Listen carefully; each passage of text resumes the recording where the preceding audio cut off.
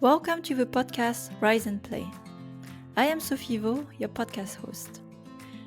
I bring together leaders, entrepreneurs, fund makers, investors, and educators who are here to make a change in the industry. For a brighter and healthier future of the games we will make, and how we will make them.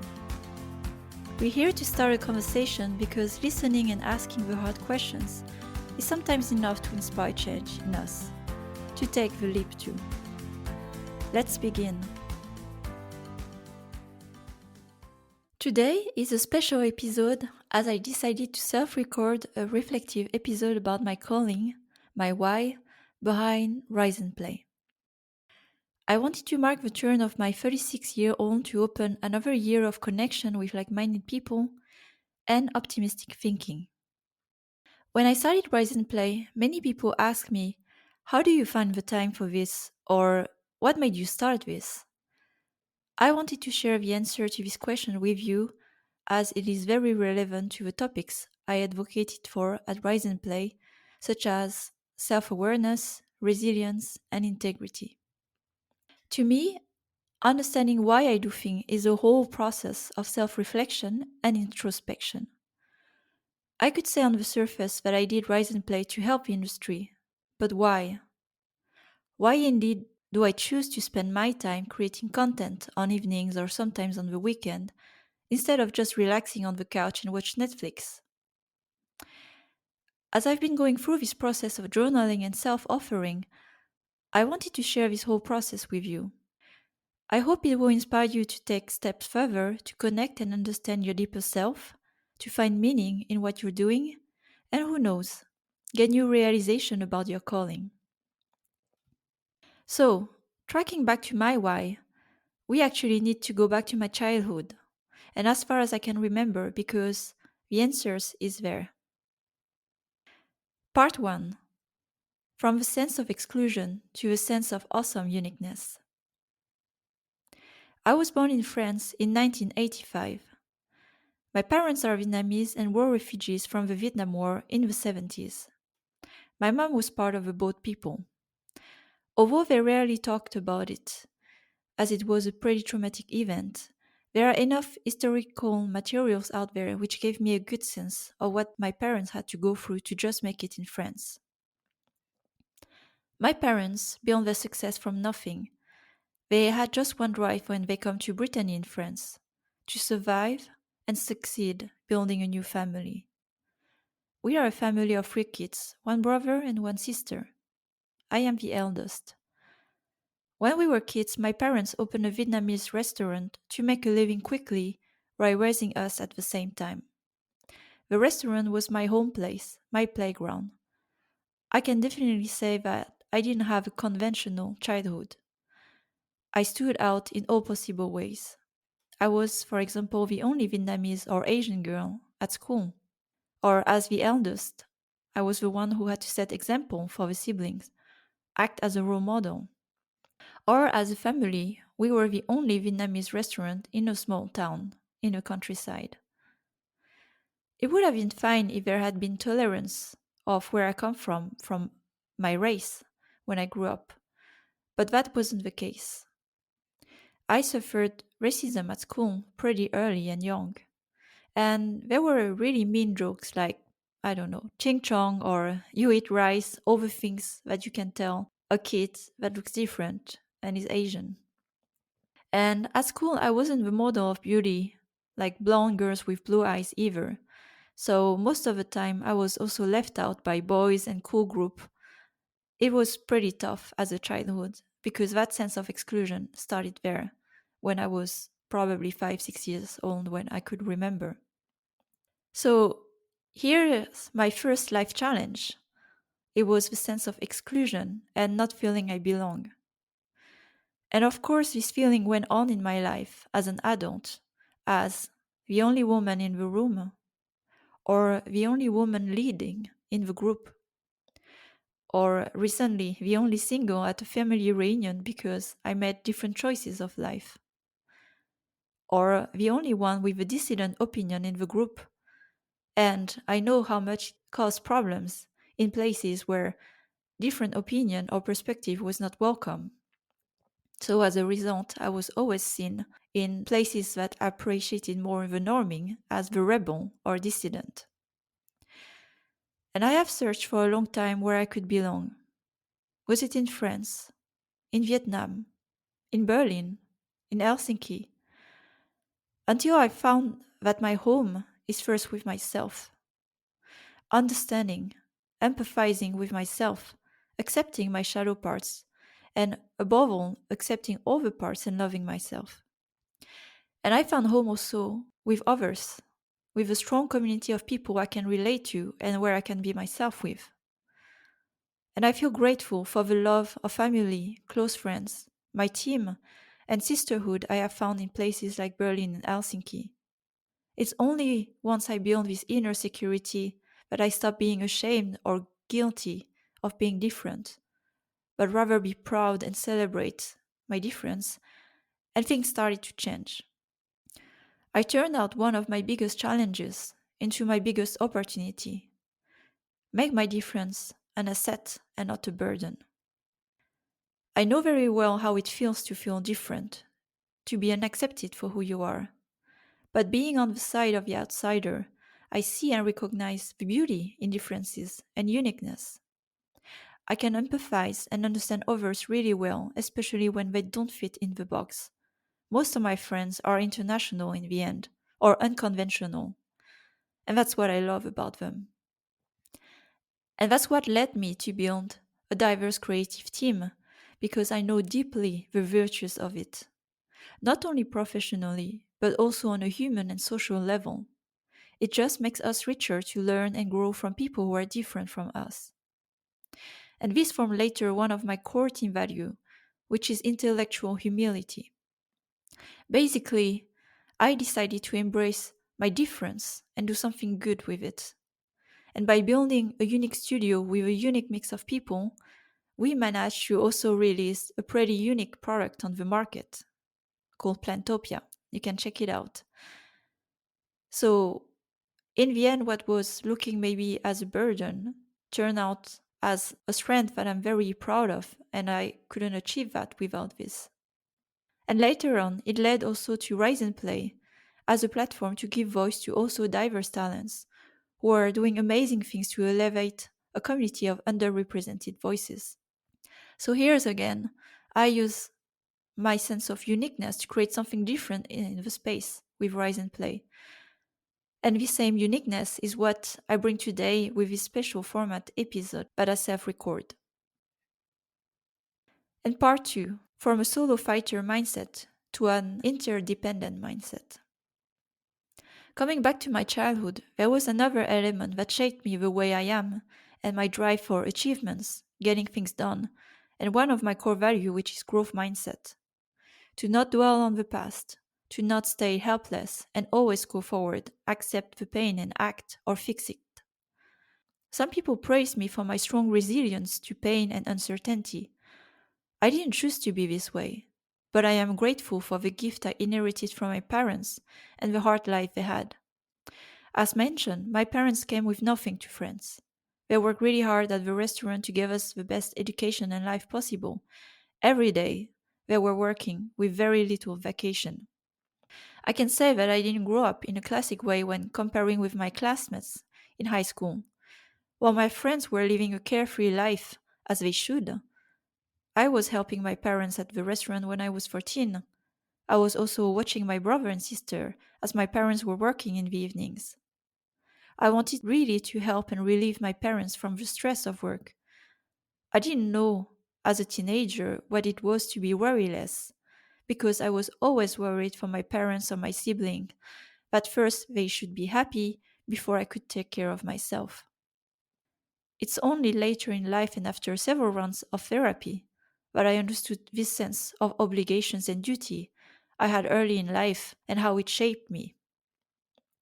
And I have to say, it has a great part, as it definitely drew me to a career path as a leader to take charge and responsibility, to care for others, to protect people and grow them. But it is also a path that felt quite lonely, this pressure to perform and where I can only rely on myself, not be able to depend on others. what I call interdependence. It definitely limited me also in my leadership aura and personal relationships. It's thanks to therapy and coaching over the past years, among the few benefits of working in isolation that revealed these blind spots I had all these years, that now I am more conscious about it. And I try to move away from what it feels like a sense of obligation to a sense of autonomy. Am I doing this because I want to or because I have to? And this second part is what led me to start Rise and Play with the awakening as a conscious leader to go back to the why we do things. A lot of the behavior is the product of our years of culture, education, and obligations. We tend to self identify because we like the image it gives or it gives a sense of security, or we are just in autopilot. But truly, are we authentic to ourselves when not examining what's beneath? As I said, it's when I started therapy a year ago that I understood how much of these patterns were keeping me prisoners of my own actions, and only when I started to recognize them that I started to feel free and myself. And for a long time, I believed as a lead that my role was to help others find solutions, fix things, be there for them. Otherwise, they couldn't do it. And to be honest, that's called codependence. And as a leader, it makes me look good, but it doesn't help others grow autonomously. Besides, and I wrote a whole piece about it, you think you can take care of others and later of yourself. But the truth is, your best asset as a leader is your mind clarity and energy. You cannot fulfill your role if you don't focus on yourself first, so you can make space for others. And it's only later that I understood that the best gift you can give to another when growing people is to let them grow. Give space, listen, mirror back the problem to them, let them find their solutions. This is what it is to be truly selfless as a leader. Your value is no longer defined by the solution you bring to the group, but by how much you enable this group to become autonomous and find the best solutions. And the same thinking led me to create Rise and Play, to share the tools for others to be an enabler rather than a fixer. This work gave me truly meaning and fulfillment. I wasn't doing things from a place of duty or obligation this time, but from a place of consciousness and love. That's the whole difference when you want to create meaning in what you're doing. Part 3. Life is a playground. Live today fully because tomorrow may not exist. What developed my resilience in life? One of my third and last drivers, and probably the one that reflects the most in both my personal and professional life, is my playfulness about life. Life to me is like a playground to experiment and try things, and nothing, except maybe disease, death, and seriously hurting others, is really serious with irreversible consequences. I praise myself for having always approached life in a light way. Killing a game, starting over, founding and closing a startup, moving countries 3 times, separating from serious relationships several times as well, maybe shutting down a studio. I always bounce back and will always bounce back. I trust the process of life that I will land again on my feet no matter what. I was wondering how could I be so distant to some of these somewhat serious events. The thing is, things that don't hurt me or kill me make me move forward. And I was trying to look inward what kind of event happened so that I approach life this way. And I have to go back to my parents again, but this time not my childhood, but the story of my parents as war refugees. My mother survived by boat to flee Vietnam in the late 70s. Historical records mention that 15% among the boat people died in the sea. And when my mother left, she left behind a whole family in Vietnam, as she was among the few who made it. And my dad came when he was 24 years old with his whole family. And he already graduated from a business school in Vietnam where he had some dreams, aspirations to had a good situation, had a successful career, but all these dreams of a life were shattered when they all had to escape the country and start a new life in France. So, of course, there was a lot of guilt, regret, and fear when they came to France to rebuild a new life for my parents. They sacrificed their dreams and aspiration to give us, as children, the chance to live our own dreams. They put aside their needs and wants, and that's how I evolved in life, thinking I should also live a life of duty and social obligations. But the best gift I could do for them was to live fully my life, to not replicate a life of sacrifice. And this is something I recently understood, connecting all the dots. That's only recently that they gave me the details of how they arrived to France, that I made the whole connection of why I live the first part of my life fulfilling my daughter obligations, study, stable life, ensuring the legacy of a family, and why later I switched the mindset to be grateful to be alive and enjoy every little happy moment each day, basically making the most of the life and living dreams.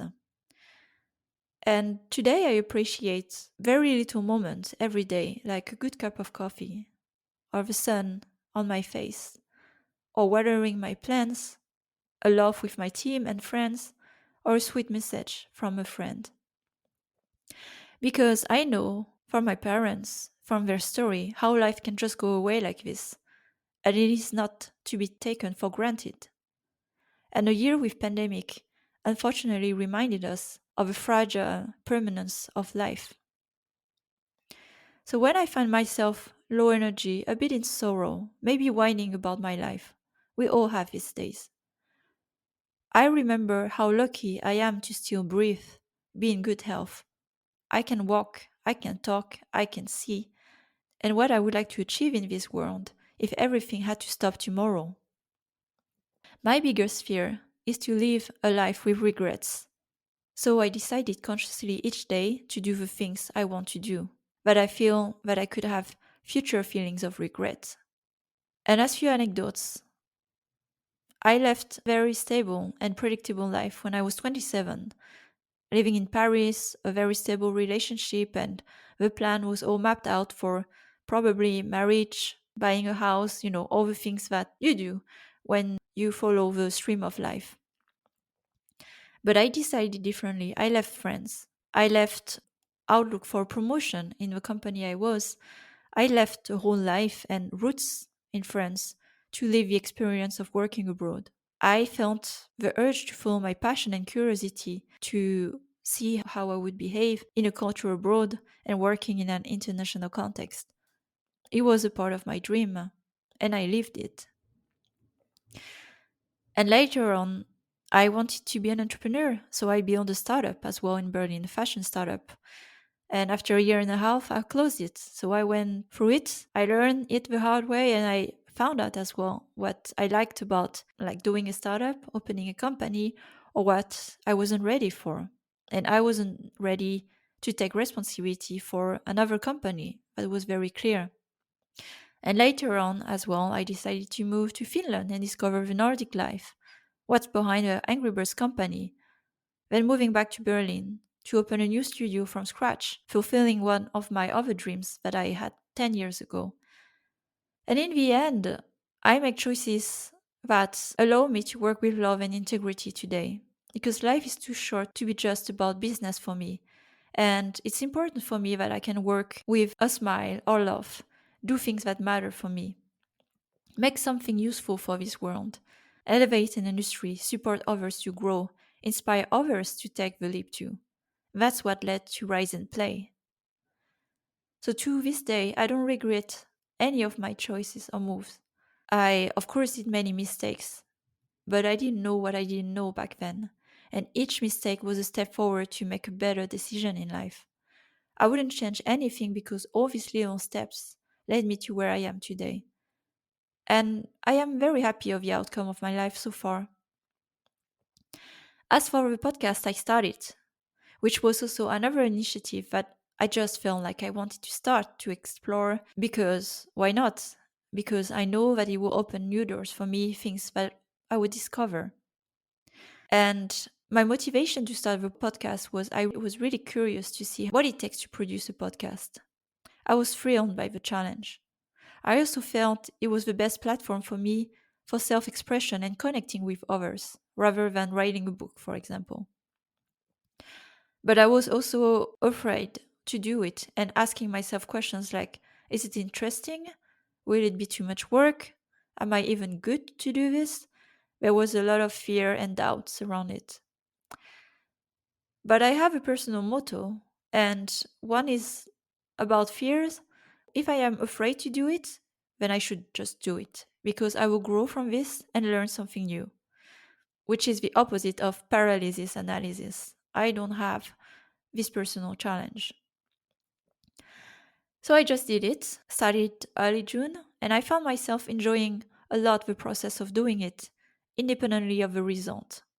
Like, for example, aiming for a number of downloads and followers. Of course, I catch myself checking it and wondering if it's big enough, but then I remind myself why I did it in the first place. First, motivation, and the most important one, because it's just fun and I enjoy doing it, because the content also is relevant for an audience, whether big or small. And I think the other part I discovered is that I really enjoy is because I connect with awesome people, and that's what's meaningful for me. So, to the question as well of the podcast of Rise and Play, I asked myself, do I want to treat it as a business or as a hobby? And it's a very different approach. And I think as long as I don't approach it as a business where I have to perform, I am having fun doing the podcast and episode like this one. All these examples and anecdotes I shared is what led me to approach life in the end as a game. What can I learn or experiment from this to get more light on my next steps or the next things that excite me? And I hope this part will inspire you to observe life a bit like a playground and experiment. And for the closing part, to why I started Rise and Play or do what I do today. It's a complex question, and I don't need to fully understand why it is the way it is. But having more awareness gave me more agency to pursue the direction that are the most meaningful for me, and that's also what it is to be a conscious and authentic leader. Know yourself to be in a place where you can elevate even more others. What I share today with you is something I haven't shared anywhere in any place publicly, not even to some of my friends. I was ashamed for a long time of my background story and wanted to keep this image of I got it all together.